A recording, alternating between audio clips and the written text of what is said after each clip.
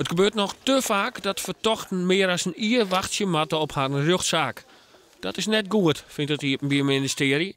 En dat mag dus vlugger. Hoe sneller je na het feit bent, hoe meer begrip er is, ook bij een verdachte, voor de straf die hij krijgt. En hoe groter de kans dat hij zijn gedrag dan aan zal passen. Maar het is niet zo simpel dat je kunt zeggen, nou als we maar snel doen zal het wel niet weer gebeuren. Dat is niet de realiteit. Van de morgen is de zogeheten ZSM-aanpak presenteerd.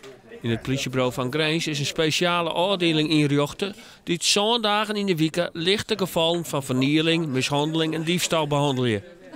Een protovertochten krijgt al binnen 6 uur een straf, liek als een boete of werkstraf. Nou, bijvoorbeeld gisteravond nog een winkeldief die wat goederen had gestolen in een supermarkt.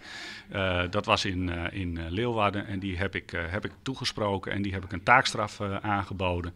En die heeft dat ook geaccepteerd. De goederen waren al terug bij de winkel, dus bij de schade hoefde ik geen rekening te houden. Maar zo hebben we dus een zaak binnen een aantal uren nadat mevrouw was aangehouden ook helemaal afgedaan. Justitie had intussen al 40 zaken in wat Nederland via de vlugge aanpak afhandelen. De eerste zaak wie de vernieling van de auto van Dick IJsing troch 3 dronken jongens.